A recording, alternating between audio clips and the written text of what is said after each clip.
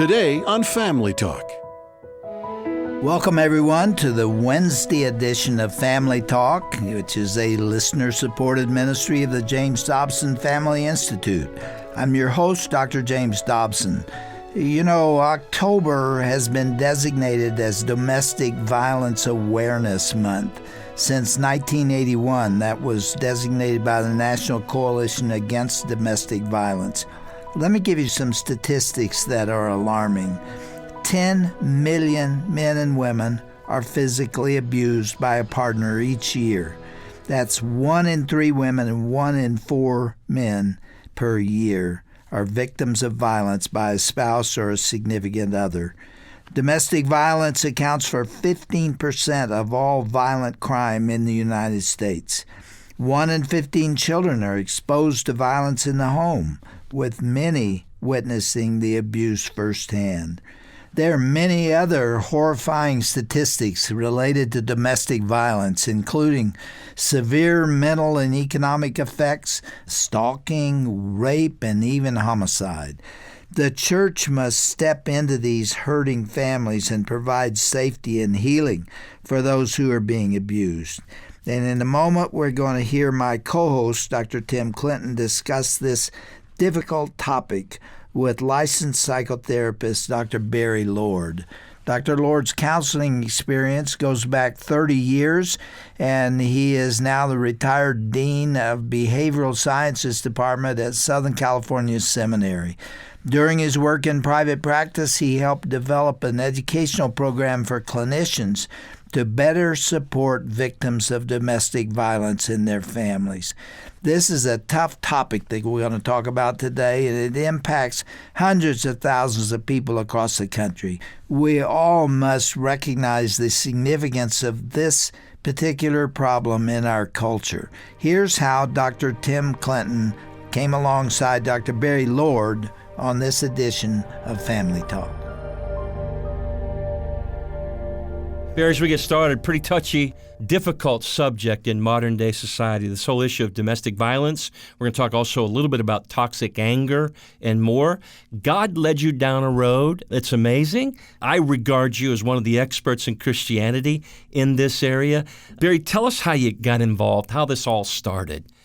It began in my studies and working with dangerous clients. I worked in prisons. I worked with men on probation and parole. I ran visitation programs in California at Donovan State Prison. I've been to San Quentin, worked with inmates on death row. I got into this and beginning to understand. And you see, the way I figure it is God did not send me into the prison to help anybody. He sent me in there to be broken. And I'll tell you why. When God comes back and his foot touches the Mount of Olives, it's going to split. When he's going to come walking on this earth. And I think he's going to be looking for his treasure. And he may step over a few churches because guess where we do with our treasure? We lock it away. And a lot of these men, as I'm working in the prisons, I'm broken by the fact that God's treasure is in here also. And that these men, through circumstances, I don't hug a thug. I have cops tell me, well, Barry, you're out there hugging thugs. And I said, no, I don't hug a thug. That isn't going on. But what it is I see real people. I see people caught up in sin. I see people that come by their circumstances honestly. I used to bring lay people into the prison to work with prisoners. And there at Donovan, it was a new program, and I was recruiting from different churches, and this Episcopalian pastor, his name is Fred. And Fred called me up because I get an application from the prisoner. And by the way, the prisoner we're looking for is the one who said mom and dad had said, don't write home. And the wife says, you're getting a divorce. You see, that's the guy most likely to recidivate, go back to crime when he gets out. That is the one who's hopeless and helpless and depressed. There are very few counseling programs for men. I got a pamphlet a while back, and it had about 211 different programs for various things that women were dealing with in the world, and counseling programs and help programs. There wasn't one for men. Do you know what we have for mental health for men in this country? Prison and jail and probation. That's it. Guys are sometimes trapped in some of these worlds where they're raised, they're built up. All they've seen is drugs and degradation and that sort of thing. Well, Fred was a pastor, and I recruited him out of his church to go up to the prison and to meet one-on-one with an inmate. And so he saw the inmate's application, and he gave me his, and I put them together, and I put him with the particular inmate, and I pray over them each time I did it. God, please help this to be right. And Fred calls me up and he says, Barry, are you nuts? And I went, well, I've been accused of that a few times, but what do you have in mind? And he says, I see the application of my inmate, and I've looked at my world. He says, I've never done anything like this in my life. I've never been to jail. I've never committed a crime. Why did you hook this guy up with me? And I said, Fred, would you do me a favor? Would you just trust me? See, there's leadership. A guy will trust me. He'll let me define his reality. And so he said, okay, well, I'll trust you this time. So he goes in, and at the end of the session, I bring a group of these men out, and we go stand on the side of the mountain. We look back at the prison, and if you can imagine, there's no moon. It's pitch black out. And all of a sudden, there's this light, this prison light's holding back the darkness. And I looked at the guys, and I said, you are the light holding back the darkness because you have Jesus with you. And I look over at Fred, and the tears are just flowing down his cheeks. And I said, Fred, I think you have something to say to the guys. And he said, yeah. He said, there, but for the grace of God go I. He was broken. Fred went to the prison, not to help, as it turned out, but to be broken enough, emptied his cup so that God could fill it, and fill his cup with himself and anoint him to do great things. Barry, I appreciate your heart, and I know your love and deep commitment to helping individuals on both sides of the aisle through this issue. Let's step back and take a look at domestic violence, first of all. Barry, you've seen more than your share of it. I know you've worked with a lot of cases. You used to work out of San Diego County. I know you now live in Kentucky because you're grandpa, and you like being with your grandkids, but you're still actively engaged in this and help lead our perspective on what we need to understand and know about domestic violence. Let's start with the level of prevalence in modern-day society and even in the church. What are we looking at? Most domestic violence incidences are never reported. 1 in 4 women are going to experience domestic violence during her lifetime. The same number, 1 in 4, of gay, lesbian, bisexual, transgender, I work with them too, individuals also experience domestic violence. So it's not just with women. It can be anybody. Women ages 20 to 24 are at the greatest risk of becoming a victim of domestic violence. And domestic violence is the leading cause of injury to women, more than car accidents, muggings, and rapes by strangers combined. Hey, let me tell you a story. I was counseling, and I'll never forget this lady come into my office, and she had reported an incident, and she was in front of me the day after. And it was horrible. I asked her what happened, and she literally, Barry, grabbed her throat and started choking herself. Right in front of me. I'm not talking about choking herself. I'm talking about choking herself. She could hardly breathe, and she's choking out, screaming, "This is what he did to me. This is what he did to me." And I was like, oh my goodness. But in that moment, God gave me a vivid picture of what it's like to be on the receiving end of somebody's anger. I know, Barry, there are some words that get thrown around, power, control, etc. Oh, yeah. As we try to unpack this. That's right. Help us understand it. What's going on? I'm thinking of anger. I think of bullying. I think of people who may be crazy or insanely jealous or what have you, and they just lose their mind. Tell us about, though, what's really in the heart and mind of an abuser, and then I want to talk about what's it like to be on the receiving end of that. I want to add to what you just said. Every 9 seconds, 9 seconds, count 1 to 10, every 9 seconds, a woman is assaulted or beaten in America.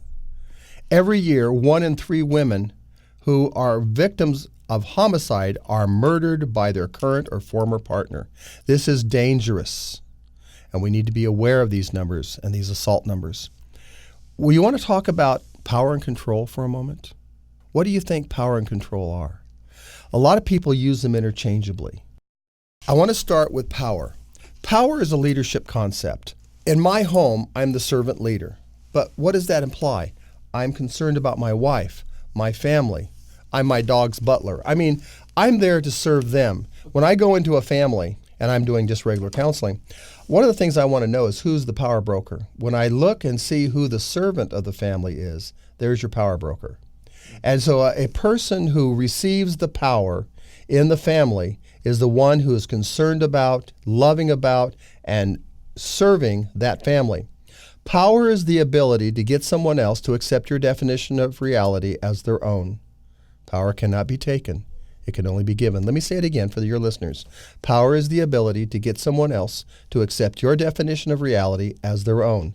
My faculty, my staff, my clients, my students, my family give me power to define their reality to the degree that they can trust me, and no further, nor should they, because I earn that. So it's a leadership foundation. All right, control is the opposite end of the spectrum. Control means getting somebody else to do something using force or fear, no matter how slight. Say it again. Using force or fear, no matter how slight. In a family, there is an expectation of trust and safety. And when one or other members of that family violate that in a severe form, such as abuse, sexual assault, there's all kinds of descriptions of abuse. But when somebody violates it to that degree, they have violated a trust fiduciary relationship. And that is a major crime against a person, and the court sees it that way.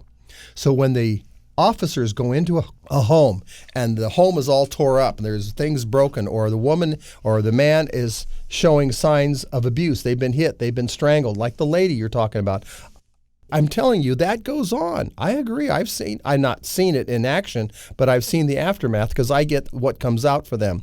We work with both batterers and we work with victims.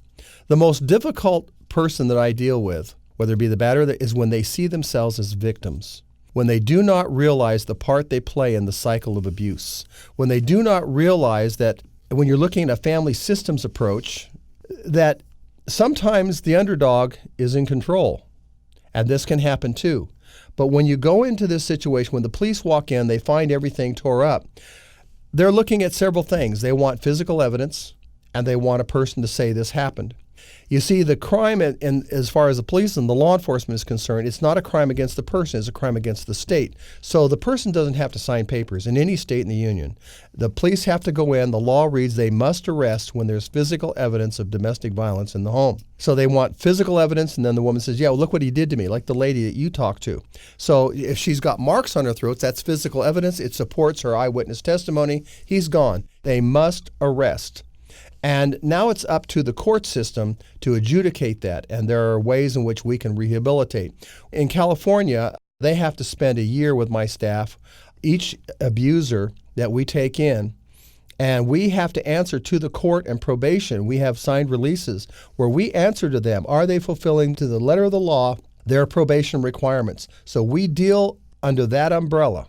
Now, these women, do they initiate some of this violence?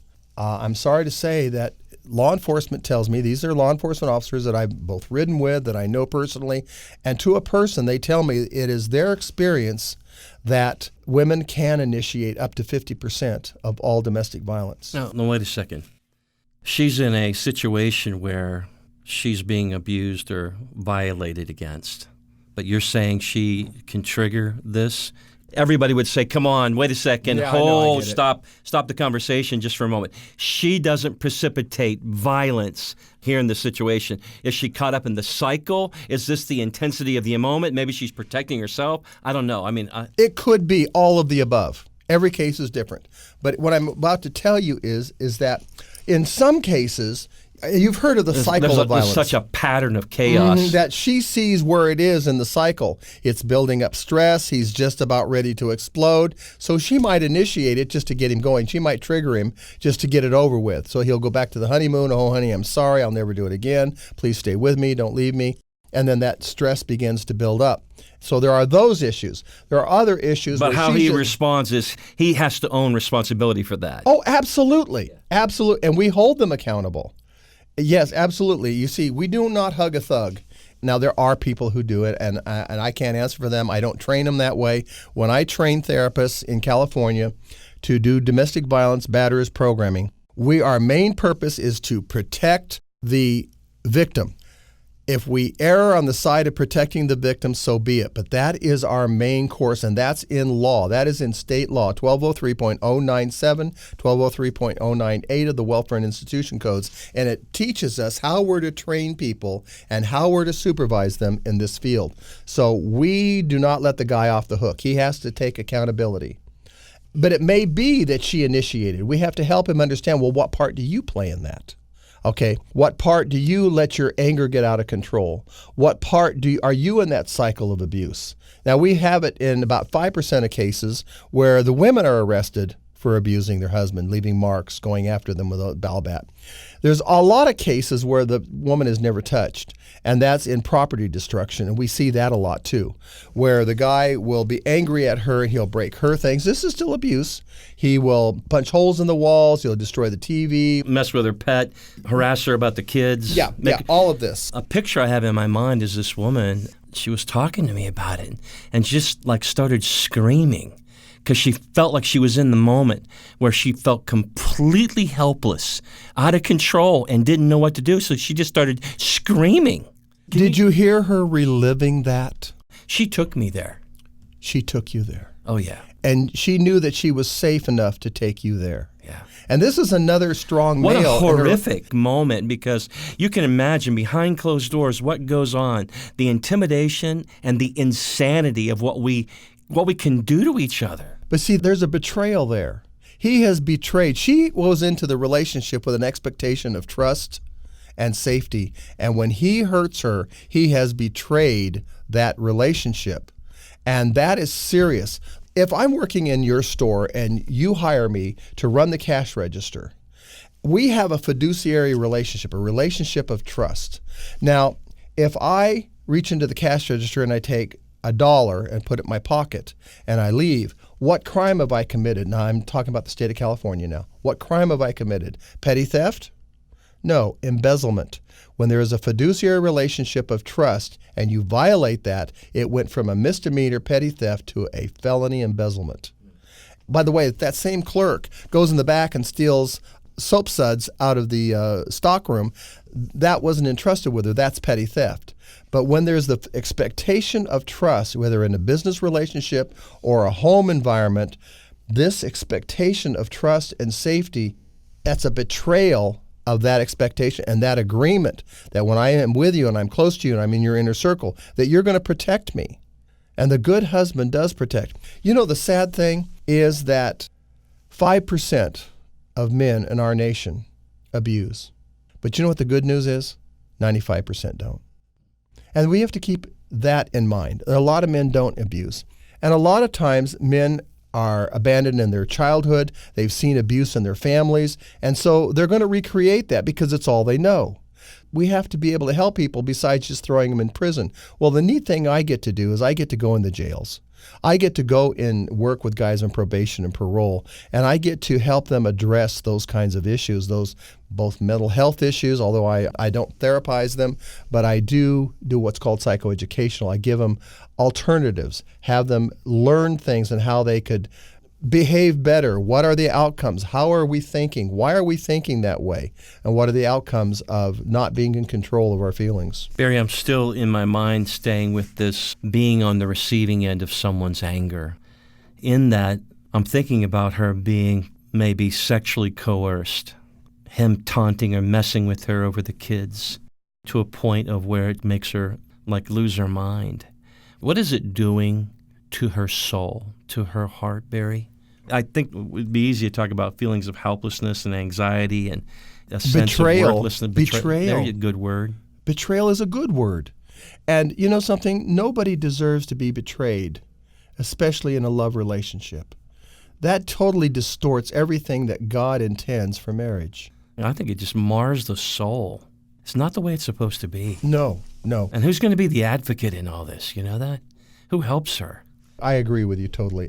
I don't make excuses and I don't hug thugs. I just want to make that clear to your listening audience. I really do care about the victims, and I care deeply about them. I have sat in the counseling sessions with abuse cases where I've worked with victims, and heard their sad stories and the horror and the post-traumatic stress, the reliving of those horrible things, we have to let them tell their stories. We have to hear the narratives without fixing, without educating them, but simply stay engaged. If you're a counselor listening to this, I cannot fix her pain. I can't say the pain is okay or it's going to go away, but what I can do is I can be present with her. I can get her to tell her story. I can encourage that. She can feel believed. Then she can go about the business of healing and not go about the business of trying to convince somebody how betrayed she was. She needs to be heard. Barry, the pattern of abuse you had mentioned earlier, I was just scribbling down in my notes here. A trigger incident happens. Things escalate between the two of them. The abuse occurs, this violent act or whatever. There's obviously remorse. I'm sorry, baby. I promise you I'll never do it again. And then maybe things are okay for a little while, and then a trigger happens, and it goes on and again. People often, in the midst of this, wonder what's wrong with her. Why doesn't she pack up and get her tail out of there? Oh, there's a ton of reasons. Being in San Diego, I work a lot with military, law enforcement. I have policemen that are in my batterers groups. I've had a judge in my batterers group. I've had a number of military in my batterers group, officers, enlisted men, and they're all facing the same thing. How do I control my rage, my anger, when it's building up inside of me, and I'm so stressed I can't stand straight? And she comes along, and the kids are screaming. I want her to make a home for me where I can come home and recoup and be safe myself, and that's not occurring. And I don't know any other way of getting her to do what I want her to do except get forceful and maybe make a threat. Yes, it occurs, and it occurs to good people. And we don't want it to happen to good people, but the law is very strict. These people will go to jail. And here's the sad thing. In the military or law enforcement, they lose their weapons. And that's how they make their livelihood. Question, if my husband is a police officer, are the other police officers going to believe me? Number two, will we lose our livelihood if I report? Military, will my husband, who brings home the bacon, and I live in Navy housing, if he goes to jail, is that going to end his career? Is he up for promotion that I've just squandered that promotion for my husband? And they do love their mates oftentimes. But if it's a reoccurring theme and they need to get out of the relationship, there are programs all over the United States. If you're battered, you might have to go to 32 different agencies before you get all the help you need. You could be talking law enforcement, district attorney, there's 2 agencies right there, social workers, protection, how do I take care of my kids? I want to talk about all those in just a moment, because you're right. This is serious. There's so much to do here. To unpack. It's critical. But let me go back to why she stays. I just scribbled down listening to you. Loved. She just wants to be loved. Maybe money. What am I going to do? I don't have any money. I don't have any place to go. Right. How about fear? I'm terrified, afraid he's going to kill me. Or do something. I'm serious. If he's willing to choke me and he threatens me, he'll do that to me. He could track me down. It's stalking you everywhere. It's stalking you online, on your phone, on everything. It's ripping doors off the wall. And that's terrifying. The kids could be a reason. It could be broken relationship stuff. She just is broken. Does my husband have a right to his children? Am I going to take those kids away from him? And so as a result, if you're in a position to help, you've got to understand these driving forces that are keeping her locked into a potentially threatening situation, not only just her and her kids. And it's complicated. It's extremely complicated. When I train therapists to work with batterers and I train therapists to work with victims, this is a 50 or 48-hour coursework. I certify them, they've taken the coursework, and then they've got to go for a year, 1,000 hours under supervision under another person's license in order to receive cases from the courts. And the law is specific. For example, a domestic violence counselor cannot see both the victim and the abuser in the same session. It's against the law because we have a tendency to take sides. And it used to be that in the 70s, the man was sent packing. Just go somewhere else and you guys learn to get along. I don't want to come back here. But since things like O.J. Simpson, the women's movement has really sparked I don't want to call it a revival, but certainly the importance of being able to help victims and to address the needs of the batterers and the victims.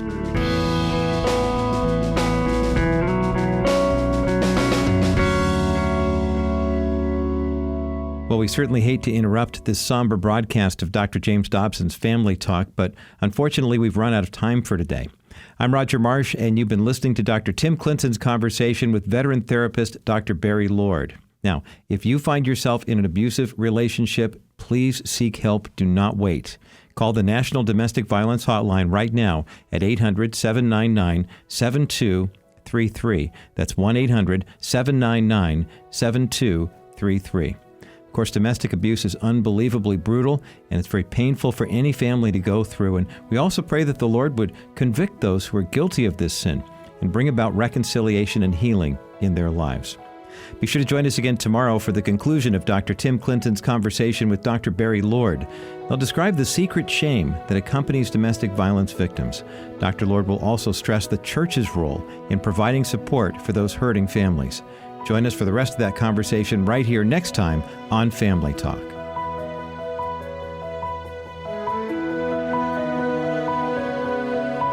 This has been a presentation of the Dr. James Dobson Family Institute. This is James Dobson again. As we close today's program, I just want to thank so many of you out there who make this broadcast possible with your contributions. And I want to tell you how much your generosity is appreciated.